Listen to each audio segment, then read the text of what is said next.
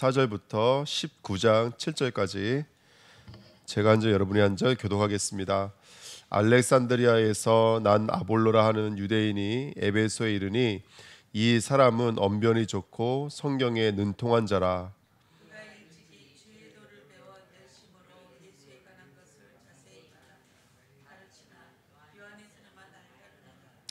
그가 회당에서 담대히 말하기 시작하거늘 브리스길라와 아굴라가 듣고 데려다가 하나님의 도를 더 정확하게 풀어 이르더라.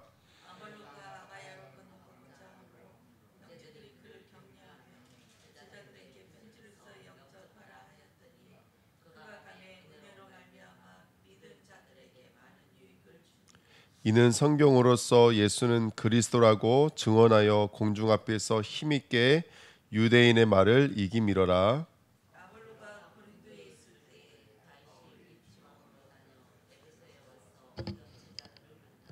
이르되 너희가 믿을 때에 성령을 받았느냐? 이르되 아니라 우리는 성령이 계심도 듣지 못하였노라.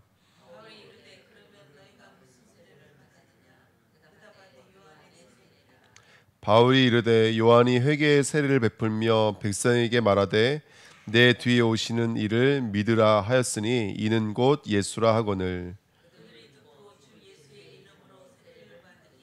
바울이 그들에게 안수하매 성령이 그들에게 임하심으로 방언도 하고 예언도 하니 모두 12사람쯤 되니라. 아멘. 기도하겠습니다.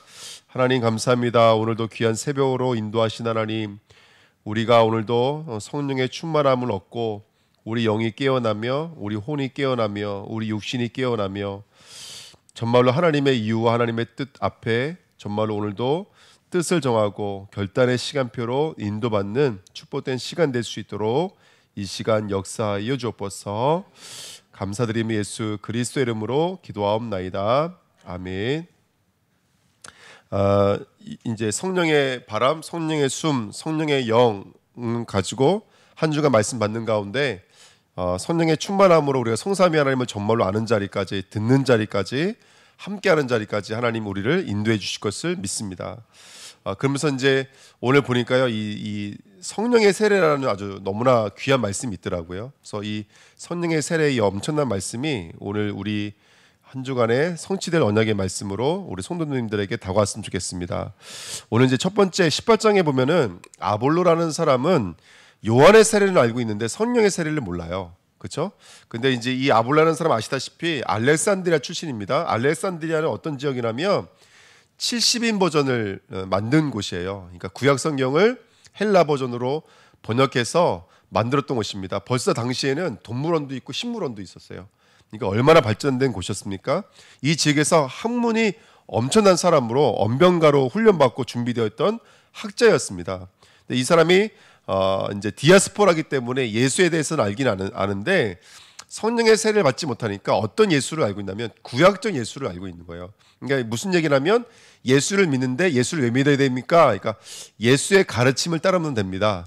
예수님이 가난한 사람들을 위해서 낮아지신 것처럼 우리도 늘 낮아져서 가난한 사람들에게 우리의 물질을 베풀고 우리가 봉사하고 구제해야 됩니다. 이런 수준으로 알고 있었던 거예요. 그러니까 영적인 사실, 영적인 문제, 그리고 그리스도가 뭔지를 몰랐던 거예요. 그러니까 도덕적인 차원에서, 철학적인 차원에서는 접근하는데 영적인 차원에서는 접근하지 못해요. 근본 문제를 해결해 줄 수가 없는 거예요. 그러니까 지금 이게 우리한테 얼마나 귀한 메시지이고 우리에게 또 얼마나 중요한 메시지인지 모릅니다. 그래서 우리가 이 껍데기를 벗고 정말로 하나님이 원하시는 그 본질, 오직 유일성의 자리로 재창조가 되려면 오늘 성령의 세례가 아니고서는 안 됩니다. 그래서 결국 우리는 성령의 바람이 분다라는 것은 결국 성령께서 나를 이제 세례를 주시는 거거든요. 그래서 옛날에 나는 없어지는 것입니다. 완전히 없어지는 것이고 이제 성령께서 주장하시고 성령의 눈으로, 성령의 귀로, 성령의 심령으로 보고 느끼고 듣는 거, 이게 성령의 세례인 줄 믿습니다. 그렇죠? 그래서 이 아볼로는 예수 만나기 전까지만 해도 어떤 신앙생활이냐? 이거 외형적 신앙생활이고 형식적 신앙생활이고 틀에 갇혀 있는 신앙생활인 거예요. 그러니까 교회 나간단 말이죠. 헌금도 한단 말이죠. 봉사도 하는데 정말로 그리스도가 그리스도 안 되어져 있는 상태입니다. 그러니까 어떤 예수를 믿냐면 틀린 예수 믿는 거예요. 그러니까 종교적 신앙생활, 철학적 신앙생활 하고 있는 거예요. 이게 구약적 신앙인 거예요. 구약적 신앙만 가지고 있는 것입니다. 그리고 세 번째로 이 사람은 지식의 신앙이에요. 그렇죠? 그리고 또 부분적인 신앙입니다. 알기는 아는데 일부분만 알고 있는 것이죠. 그러니까 틀린 믿음, 틀린 신앙을 갖고 있는 거예요. 근데 이것도 지금도 우리에게는 그대로 적용되고 있는 것입니다. 인간은 영혼주의거든요. 근데 그리스도가 정말로 만나지 않으면 그 영이 뭘로 갈까요? 100% 종교로 갑니다. 그리고 신비로 갑니다. 신앙생활하는 것 같은데 계속 무속과 같은 모습으로 가요. 뭘 맞추려고 그러고 뭘 알려고 그러고 이런 식으로 갑니다. 미신신앙과 비슷하게 되어지는 것이죠. 그래서 여러분 우리가 이번에 성령의 세례를 정말로 받으면 뭐가 정리가 돼야 되냐면 사탄과 천사가 정말로 정리가 돼야 돼요. 아멘. 여러분 이번 주 강단 말씀에 나오겠지만 여러분 사탄도 사실은 누구의 손 안에 있는 것이죠? 하나님의 손 안에 있습니다. 이전에도 말씀드렸지만 옛날에는 사탄과 싸워야 돼요. 하지만 이제 성령의 충만함을 받고 나면 어떻게 되냐면 사탄도 누려져요. 이해가 되십니까? 그렇다고 해서 사탄이 친구라는 말은 아니에요.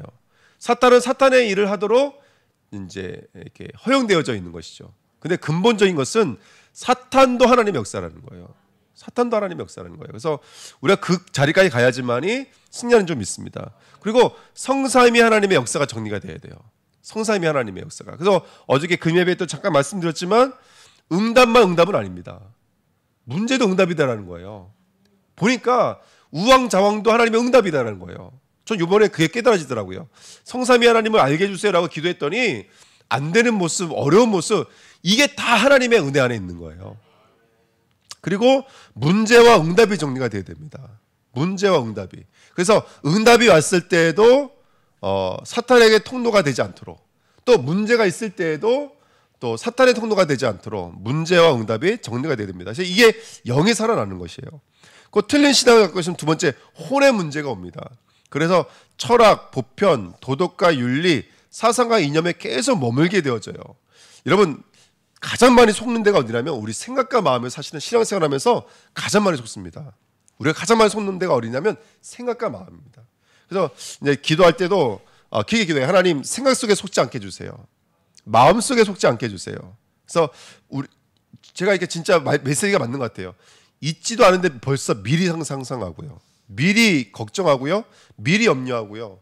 미리 벌써 대책까지 세우는 거 있죠. 그러니까 우리가 이 생각과 마음이 하나님의 메시지로 담겨지지 않으면 안 됩니다. 세 번째, 육신의 문제예요. 그러니까 이제 육신이 뭐가 오는 거예요? 분산, 집착, 중독의 문제가 오는 거예요. 그래서 제가 이게 정신 문제 있는 분들 요즘 만나고 있는데 그분들 보면서 뭘 느끼냐면 여러분 이분들은 나타난 정신 문제인 거예요. 근데 나타나지 않은 정신 문제는 더 무섭습니다. 사실은요. 그래서 우리 안에 얼마든지 분산의 문제, 집착의 문제, 중독의 문제가 우리 안에 있습니다. 그래서 상태에 집중하게 돼요. 굉장히 규모와 행동에 머물러 있을 때가 많아요. 나타난 것, 드러난 것 여기를 가지고 이렇게 머물러 있을 때가 너무나 많습니다. 그러니까 어떻게 될까요? 굉장히 이제 집착하게 되어지는 거고 또는 생각과 마음이 분산될 수밖에 없는 겁니다. 여기에 이제 고정이 되어지고 고립이 되어지고 고착화 되어지면 어떻게 될까요? 하나님이 예수님이 니고데모 보고 뭐라 그랬어요? 밤에 이렇게 말하고 있거든요. 밤의 사람이 돼버립니다. 니고데모가 와서 예수님께 질문했던 게 뭐냐면 당신이 메시아가 아니고서 이런 표적을 행할 수 없습니다. 이 말은 사실은 메시아에 관심이 있어서 온 게 아니에요. 니고데모가. 뭐에 관심이 있어서 온 거예요? 표적에 관심이 있어서 온 거예요. 이걸 밤의 사람이라고 예수님 표현하셨거든요. 그러니까 신앙생활하면서 저와 여러분들이 어두워질 수 있습니다. 캄캄해질 수 있어요. 왜? 어디에 목적을 두고 있으면요? 표적의 목적을 두고 있으면요. 나타난 결과물, 열매 여기에 머물러 있으면 어두워질 수 있습니다. 아까도 말씀드렸지만 진정한 성령의 세례 받은 성도들은요. 문제 속에서도 응답을 누립니다. 안 되는 일들 속에 더 큰 응답을 누립니다. 우리 이제 차령우 선교사님이 연길에서 이제 코로나 시기 동안에 굉장히 힘들게 신앙생활 하시다가 이제 사역하시다가 이제 청도로 옮겨지게 됐거든요. 저는 이제 또 다른 시간표를 놓고 기도하고 있습니다. 그렇죠? 이거 물어봤더니 여쭤봤더니 그 속에 뭐 연고지가 있다든지 아는 사람이 있냐 물어봤더니 그런 것도 아니래요. 그래서 아주 낯선 지역에서 이제 사실 개척부터 사실 시작하셔야 될 이제 시간표거든요. 그러면 그게 마이너스고 힘든 거냐? 그렇지가 않습니다. 하나님의 완전한 계획이 있고요. 지금 사실은요 어떤 일도 있냐면 목사님이 안 계시는 지하교회도 많이 있습니다. 지금요. 그거를 지금 우리 제주에 있는 두 분 목사님이, 젊은 목사님들이 코로나 전까지 계속 들어가서 이분들이 사역을 했었거든요. 목사님이 안 계시니까 성도들만 모여져 있는 교회가 있어요. 그러니까 여러분들 정말 우리가 하나님의 시간표가 되어지면 얼마든지 하나님이 인도하십니다. 그러니까 안 되는 것 같고 어려운 것 같지만 안 되는 게 아니라니까요. 더 큰 응답 준비되어져 있고 더 큰 역사들이 준비되어져 있습니다. 그러니까 이걸 볼 수 있으려면 밤의 자리에서 나와야 됩니다. 니고 자리, 표적의 자리에서 나와야 돼요. 그 다음에 상처의 사람, 사마리아 사람, 시대의 상처에 완전히 꾹꾹 묶여져 있는 거예요. 무슨 말이냐? 사마리아는요, 고정적인 상처가 여기 뿌리 내려져 있는 거예요. 아수르 때문에 우리가 혼혈됐어. 그리고 우리가 예루살렘의 성전 재건하려고 했을 때 그 사람들이 우리만 왕따시켰어. 이런 시대 상처가요, 그 지역 사람들에게 완전히 팽배하게 들어가 있는 거예요. 그러니까 예수님이 유대 사람이라는 걸 빡 알아채는 이 사마리아 여인이 어찌 나와 성종하려고 합니까? 어찌 나에게 물을 달라고 합니까? 어디에 묶여져 있는 것이죠? 벌써 과거부터, 벌써 한 오래전의 일들부터 완전히 이게 뿌리 내려져 있는 거예요. 상처들이요. 이 상처의 사람들. 그 다음에 빌립과 안드레. 예수님이 시험하시려고 일부러 질문하셨어요. 이 많은 사람들이 있다. 이 사람들을 먹이려면 어떻게 하면 될까? 그랬더니 빌립이 뭐라 그랬냐면 계산하지도 않고 입에 있다 노리냐, 그렇게 말하고 있고요. 안드레는 또 뭐라 그러죠? 어떤 꼬마애가 오병이어를 갖고 왔는데 이 많은 사람들에게 이것이 얼마나 되겠습니까? 그렇죠? 이게 현실의 사람, 밤의 사람, 상처의 사람, 현실의 사람. 뭐에 고정돼 버리면요? 구약 신앙에 고정돼 버리며, 세례 요한의 세례에 고정돼 버리며. 그러니까 원래는 요한의 세례도 이따가 바울이 그 19장에서 말했지만 원래 요한의 세례도 예수를 향하게 만드는 거였어요. 원래 요한이 세례를 줬던 이유는 누굴 기다리고 있던 거예요? 메시아를 이 땅에 공생의 시작을 선포하기 위해서 선지자로, 마지막 선지자로 기다리고 있던 사람이었어요. 근데 요한의 세례만 알고 있다는 얘기는 뭐냐면 그냥 물에 들어갔다 나오면 뭐가 되는 줄 알고, 구약적 신앙인 거예요. 여러분, 우리가 신앙생활에 그런 거 많잖아요. 우리가 이거 사순절 기간 동안에 우리가 지금 40일 작정 기도 하고 있지만 이거 기도한다고 어떤 역사가 일어나는 게 아니라 우리가 기도할 수 있다는 것 자체가 응답인 거예요. 이 기도를 통해서 성삼위 하나님과 내가 영적인 관계를 맺고 있는 게 응답이거든요. 그게 성령의 세례예요. 요한의 세례는 행위와 형식과 외형에 머물게 만드는 거고, 성령의 세례는 그 행동 속에 생명력을 갖다가 불어넣어주는 게 성령의 세례인 줄 믿습니다. 그렇죠? 근데 그렇지 못하면 계속 곡차가 되어지면 상처에 머물게 되고 밤에 머물게 되어지고 그 다음에 현실에 머물게 되어집니다. 그 다음 2번입니다. 하나님의 도를 더 정확하게 풀어 이르더라. 누가 일렀을까요? 이 아볼로의 하는 메시지를 누가 듣고 있었냐면 브리스가 부부가 듣고 있다가 메시지가 끝나고 쫓아가서 그 사람은 조용히 모시고 당신이 하는 설교에 가장 중요한 부분만 빠졌습니다. 그게 18장 맨 마지막에 써 있는 거예요. 그래서 뭐라고 써 있냐면 하나님의 도를 더 정확하게 풀어 이르더라. 당신이 지금 뭐만 놓치고 있냐면 그 모든 말하는 바가 누구에 대해서 얘기하고 있냐면 그리스도에 대해서 말하고 있는 것입니다. 구약에 있는 모든 율법은 그리스도를 향하고 있는 것입니다. 여기에 이 사람의 충격을 먹어버린 거예요. 나중에요, 이 사람의 학문과 이 사람의 언변에 성령의 세례가 임하니까 누굴 다 이겨버리더라는 거예요. 18장 우리 맨 마지막 읽었지만 유대인을 다 이겨버리는 거예요. 그래서 가는 곳곳마다 복음을 증거하는 귀한 그리스도의 제자로 쓰임받은 줄 믿습니다. 아멘. 그래서 1번 보십시오. 여러분, 정말 누가복음 24장 25절 27절 이거 구약에 완전히 머물러 있는 거예요. 누구까지도요? 12제자까지도 구약에 머물러 있는 거예요. 여기 이렇게 말합니다. 예수님이 직접 말씀하신 거예요. 이르시되 미련하고 선지자들이 말한 모든 것을 마음에 던디 믿는 자들이여, 그리스도가 이런 고난을 받고 자기의 영광에 들어가야 할 것이 아니냐 하시고, 이에 모세와 모든 선지자의 글로 시작하여 모든 성경에 쓴 바, 그다음에 뭐라고 말씀하셨냐면 예수님이 자기에 가는 것을 더 자세히 설명하시니라. 구약에 있는 모든 성경이 누구에 관한 이야기라는 거예요? 예수에 관한 이야기라는 거예요. 그걸 풀어주신 거예요. 그러니까 여러분, 구약에 머물러 있는 거예요. 신앙생활하면서 12제자들까지도 구약에 머물러 있는 거예요. 근데 아니에요. 그 구약 성경도 누구에 대해서 말하고 있는 거라는 거예요? 예수에 관해서 말하고 있는 거라는 거예요. 빌립 집사가 네시를 만났어요. 네시가 구약 성경을 읽고 있는데 무슨 말인지 도대체 모르는 거예요. 그때 빌립 집사가 거기 올라타서 말했죠. 이렇게 말합니다. 있는 성역 구절은 이것이니 일렀을 때 그가 도살자에게로 가는 양과 같이 끌려갔고 털 깎는 자 앞에 있는 어린 양이 조용함 같이 그의 입을 열지 아니하였도다. 그가 구역을 당하였을 때 공정한 재판도 받지 못하였으니 누가 그의 세대를 말하리요. 그의 생명의 땅에서 빼앗김이로다 하였거늘 그 내시가 빌립에게 이르되 말하되 청컨대 내가 묻노니 선자가 이 말한 것이 누구를 가리킴이냐 자기를 가리킴이냐 타인을 가리킴이냐. 빌립이 입을 열어 이 글에서 시작하여 예수를 가르쳐 복음을 전하니. 아멘. 그러니까 빌립 지사가 성경을 읽고 있는데 당시에는 구약 성경밖에 없으니까 이 구약 성경에서 계속 선지자들이 말하고 있는 이 사람이 도대체 누구냐. 빌립이 정확하게 말했다는 거예요. 이 도에 시작해서 예수의 십자가까지 정확하게 말씀을 전했다는 거예요. 그래서 완전하게 세례를 받는 역사가 임하게 된 줄 믿습니다. 고린도후서 3장 13절 16절 이전에 말씀드렸지만 고린도 교회 성도들이 특별히 여자분들이 머리에 수건을 쓰고 예배를 드리더라는 거예요. 무슨 말이냐? 구약의 전통, 구약에 있었던 그 표적에 머물러 있는 것이죠. 여러분 우리는 구약에 머물지 말고 그리스도 앞으로 나와야 될 줄 믿습니다. 아멘. 그 메시지가 뭐냐? 바로 예수예요, 여러분들. 예수 그리스도입니다. 성령은 예수를 듣게 만듭니다. 성령은 예수 그리스도가 나와 상관있게 만듭니다. 내 문제가 예수가 없었던 문제구나 이걸 깨닫게 만듭니다. 그 누구 앞에 무릎 꿇게 만드냐면 예수 그리스도 앞에 무릎 꿇게 만듭니다. 이게 성령의 세례입니다. 그래서 바울이 이 엄청난 메시지를 할 수 있었던 건 뭐냐면 바울이 아덴과 고린도와 이 19장이 에베소거든요. 요 세 군데를 지나면서 바울이 깨달은 게 한 가지가 있어요. 그게 뭐냐면 우리가 이미 알고 계시지만 고린도전서 2장 3절 4절이에요. 내가 너희 가운데 있었을 때 약하고 두려워하고 심히 떨었노라. 왜 심히 떨었다 그래요?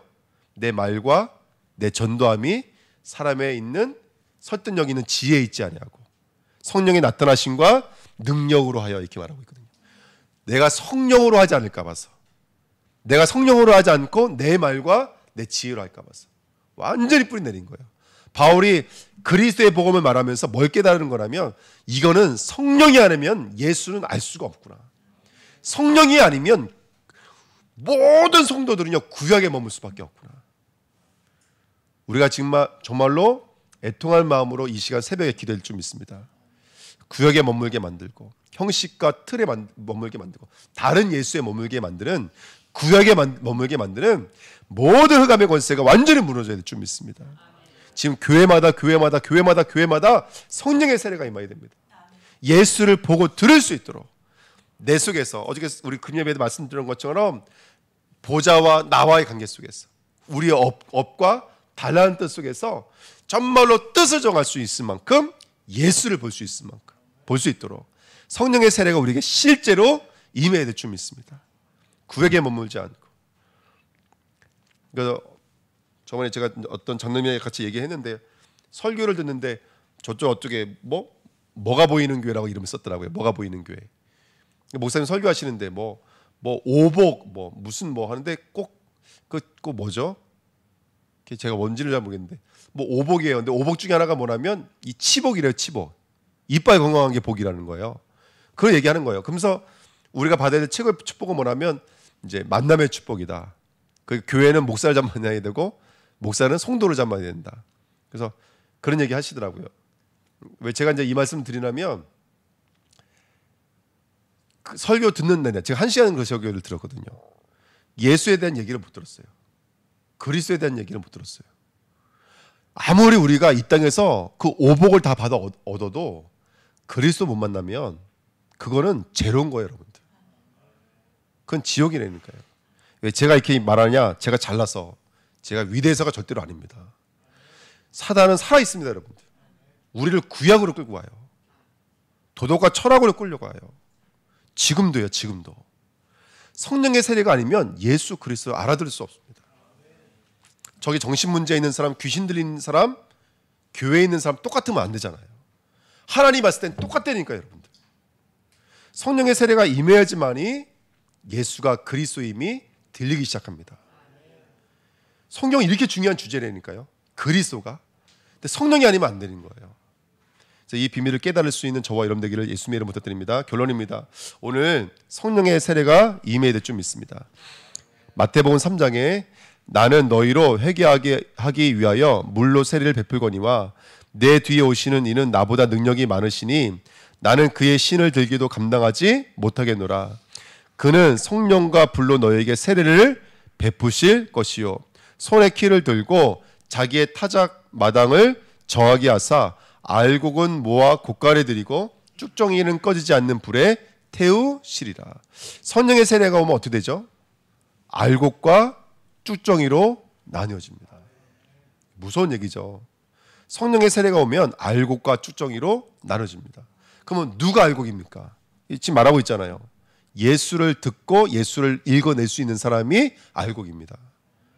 예수를 볼 수 없는 사람은 쭉정입니다. 쭉정이는 태워지는 것입니다. 모든 사건 속에서, 만남 속에서, 일들 속에서 예수를 읽어낼 수 있는 것은 성령의 세례가 아니면 안 됩니다. 오늘 그 역사가 임하시기를 예수님의 이름으로 축원드립니다.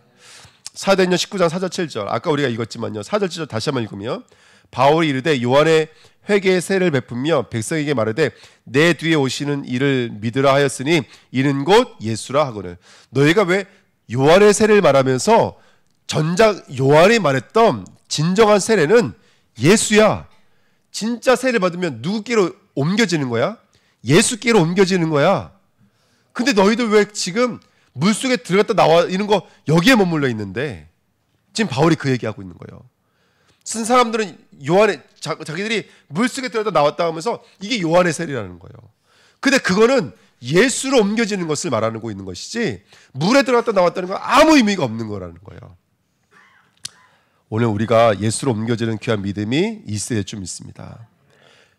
요한복음 14장 25절 31절 26절에 보시면 성령이 오시면 모든 것을 가르치고 내가 너에게 말한 모든 것을 생각나게 만드신 줄 믿습니다. 27절 평안을 주십니다. 그래서 마음에 근심도 하지 말고 두려워하지 말라고 말씀해 주셨습니다. 28절 나를 사랑하였다면 내 아버지께로 감을 기뻐하였으라. 그러니까 예수님이 떠나가는 거 제자들이 싫어했거든요. 근데 정말로 나를 사랑하게 되면 떠나는 걸 기뻐하게 될 거라는 거예요. 무슨 말이냐? 예수님 빨리 십자가 져주세요. 마리아가 고백했던 것처럼. 예수님의 십자가에 감사하게 된다는 것이죠. 29절 그리고 너희로 믿게 하려 함이라. 성령이 임하시면 믿게 되어집니다. 30절 이 세상 임금이 오고 있음이라. 그러나 그는 내게 관계할 것이 없으니. 성령의 세례가 오면 세상 임금과 내가 관계될 수가 없습니다. 성령 세례가 오면 관계할 수 없습니다. 마귀가 꺾여지는 줄 믿습니다. 그리고 아버지께서 명하신 대로 행하는 것을 세상에 알게 하려 하십니다. 아버지의 뜻, 아버지의 계획을 알게 됩니다. 성령이 오셔야지만이 알 수 있는 줄 믿습니다. 요한복음 16장 8절 13절에도 죄에 대하여, 의에 대하여, 심판에 대하여 성령께서는 알려주시는 줄 믿습니다. 마지막으로 고린도서 12장 3절 오직 성령이 아니고서는 그리스도를 예수를 주라 인정할 수 없습니다. 주라 인정할 수 없습니다. 오늘 말씀을 통해서 다시 한 번 더 우리 자신들에 있는 성령의 세례를 간절히 구하는 저와 여러분들에게 축원드립니다. 네 번째, 성령 세례의 운동은 결국 삼륜직의 운동입니다. 왜냐하면 보혜사니까요. 실제 성령이 임하시면 흑암 권세 무너지고 죄와 저주, 하나님 떠난 불신앙의 문제가 해결될 줄 믿습니다. 성령 세례가 임하면 갈보리사라는 역사가 임합니다. 끝나는 동시에 새롭게 시작됩니다. 감람산 정말로 내가 40일 동안 우리가 기도하면서 집중하면서 하나님의 미션 뭐죠? 하나님의 나라의 일. 그 다음에 마가다락방에 되어지는 역사, 성령으로 말미암아 되어지는 역사가 임하게 될 줄 믿습니다. 예배 말씀을 통해서 우리 동기가 치유될 거고요. 말씀을 포럼하는 가운데 각인이 치유될 것이고 깊이 묵상하는 가운데 정말 우리가 하나님의 뜻을 기다릴 수 있는 사람으로 치유되게 될 줄 믿습니다. 성령에 충만하신 성령의 사람 되시기를 예수님의 이름으로 부탁드립니다. 기도하겠습니다. 하나님 감사합니다. 40일 기도 시작할 수 있는 은혜 주신 것을 감사드립니다.